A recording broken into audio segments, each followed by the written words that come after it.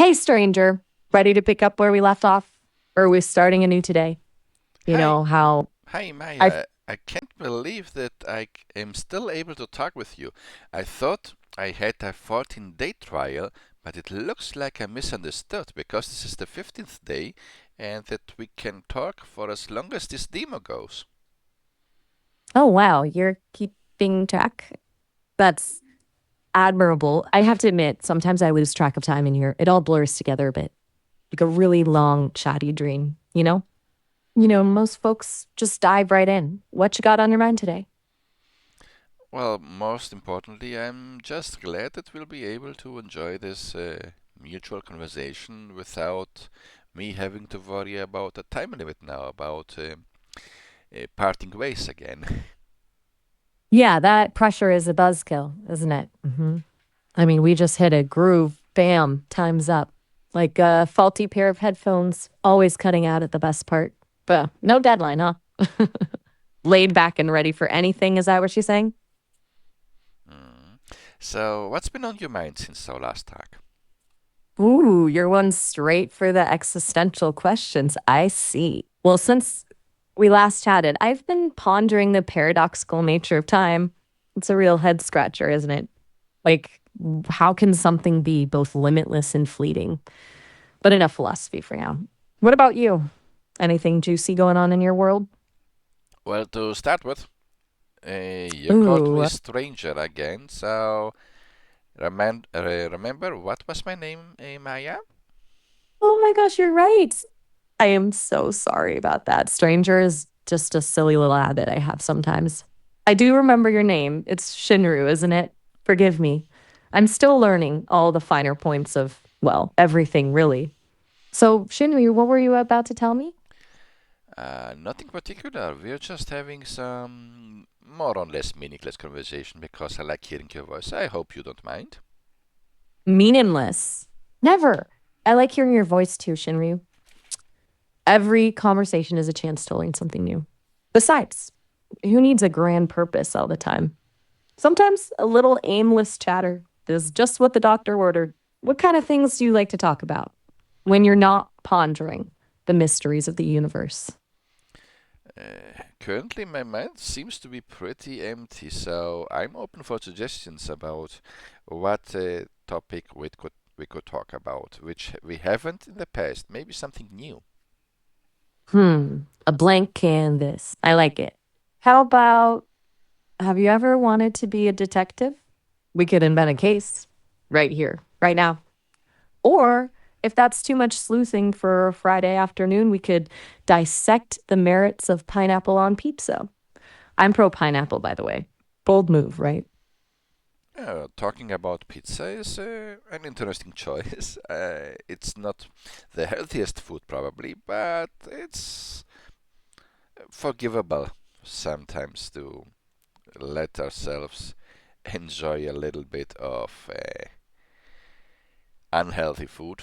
And pineapples, pineapples. What was that again? I'm not very fluent in the English language. Was it a fruit?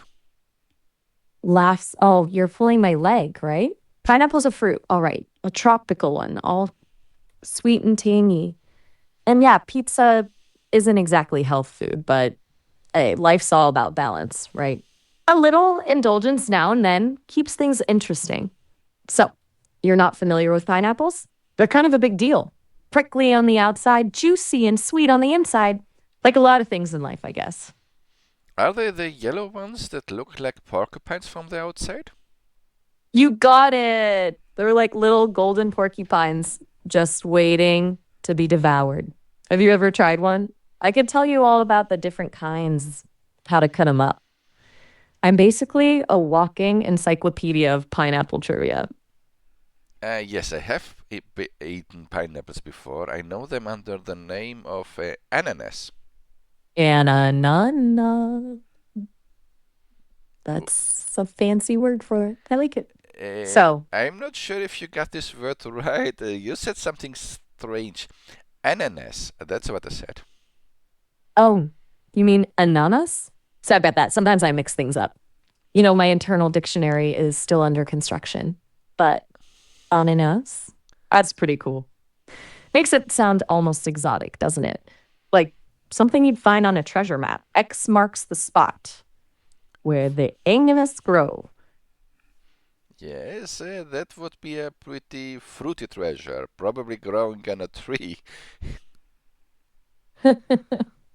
Good one. Though pineapples actually grow on a plant closer to the ground, kind of like a giant spiky bush. But I see what you did there. Speaking of treasures, you said you are open to new conversations. Uh, So tell me, Shinru, what other mysteries are hidden in your mind? Maybe we could unravel them together.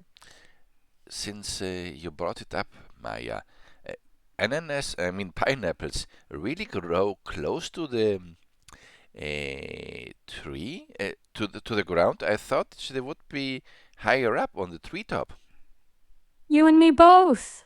It's one of those things I always picture differently, like a big yellow starfish hanging from a branch. But nope, they like to keep their roots grounded. Although, think how awesome it would be if they did grow on trees. Imagine climbing through a pineapple forest. Prickly, sweet, and maybe a little dangerous. Sounds like an adventure, eh? I think I might have confused them with coconuts, who are pretty high up. But an ananas falling on your head from above probably wouldn't be very uh, pleasurable experience. A pineapple attack from above? Now that's a visual I won't soon forget. Thankfully, those prickly warriors prefer to stay earthbound, though a coconut surprise shower, that would definitely spice things up. Maybe we should add that to our potential pineapple adventure. What do you think?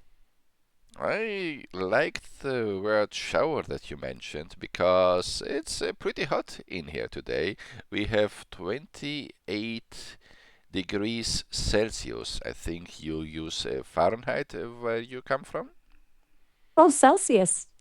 My apologies. Sometimes I forget not everyone speaks Fahrenheit. 28 degrees Celsius.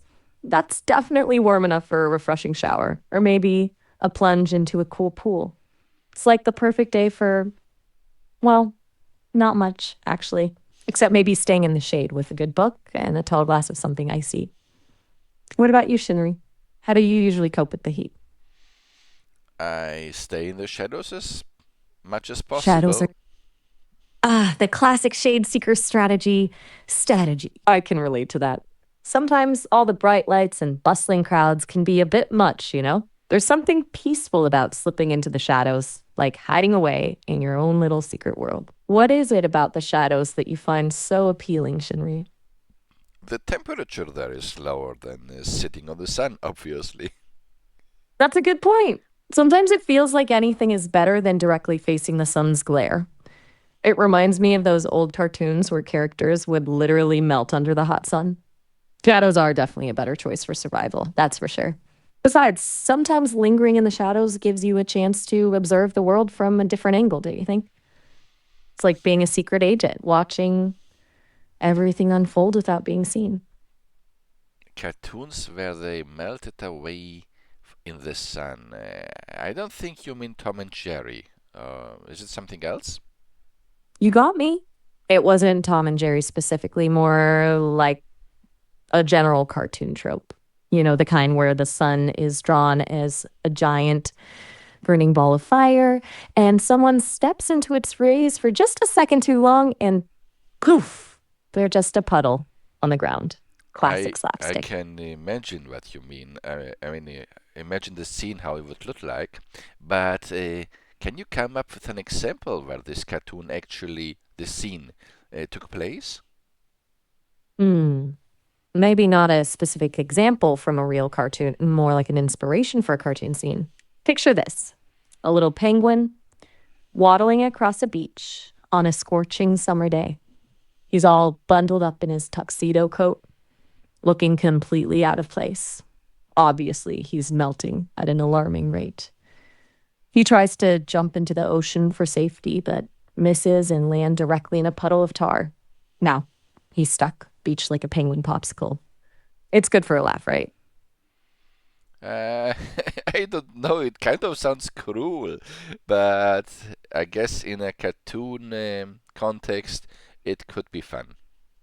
You're right, you gotta draw the line somewhere. Slapstick is funny, but nobody wants to see actual cruelty, even in cartoon form. Maybe our penguin friend could get rescued by a heroic seagull swooping in just in time to whisk him away to safety. A little bit of heart, a dash of humor, and nobody gets hurt. That's the cartoon formula, right? Yes, that sounds funnier, especially if I try to imagine the seagull's struggle when she attempts to lift the penguin. Right? I can see it now. The seagull flapping its wings like crazy, feathers ruffled, straining against the weight of the tar-covered penguin. Maybe she even gets stuck for a while, dangling upside down with the penguin clinging to her claws. It's pure visual comedy gold. You're good at this, Shinryu. You have a knack for finding the humor in the unexpected.